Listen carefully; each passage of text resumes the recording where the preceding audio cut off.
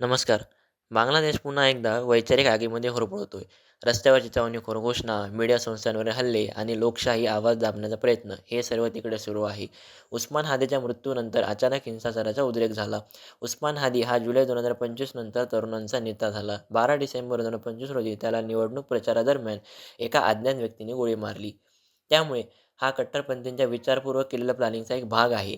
नव्या हिंसाचारामागे भारताविरुद्ध आवामी लीगच्या एका नेत्याने व्हिडिओ जारी करून हा खुलासा केला. यात दंगेखोरांनी उस्मान हादीच्या मार्गदर्शनाखाली काम करतोय अशी कबुली दिली. त्याने दाखवलेल्या मार्गावर चालतोय.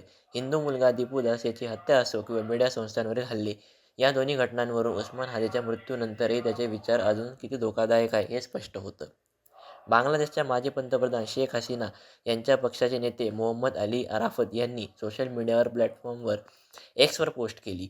सोबत एक व्हिडिओसुद्धा रिलीज केला. यात उस्मान हादींच्या समर्थकांनी जोशमध्ये येऊन आपला पूर्ण प्लॅन सांगून टाकला. मोहम्मद अली अराफत यांनी आपल्या पोस्टमध्ये लिहिलंय की 5 ऑगस्टनंतर मोतोम आलो आणि डेली स्टारच्या ऑफिसमध्ये आग लावण्यास असमर्थ ठरल्याबद्दल त्याने खेद व्यक्त केला. त्यानंतर तो गर्वाने दावा करतो की त्याने आणि त्याच्या 2 माणसांनी उस्मान हादीच्या मार्गदर्शनाखाली काम केलं. मीडिया ऑफिसमध्ये आग लावल्यानंतर ते उरलेला भाग नष्ट करण्यासाठी धनमंडी 32 मध्ये बंगबंधू यांच्या घरात दिशेने गेले. या कृत्यांमधून कट्टरपंथी विचारधारा दिसून येते. हिंसेच्या माध्यमातून त्यांना स्वतःचे वर्चस्व समाजावर लादायचं आहे. अशा शक्तींच्या वर्चस्वाखाली स्वतंत्र आणि लोकशाहीवादी समाज विकसित होऊ शकत नाही. बांगलादेशमध्ये अनेक हिंदू मंदिरे तोडली जात आहेत. अनेक हिंदू मूर्त्यांची तोडफोड केली जात आहे. उस्मान हादीच्या मृत्यूनंतर अचानक हिंसाचाराचा उल्लेख झाला. यामुळे बांगलादेशात हे सर्व घडतंय असं नाही.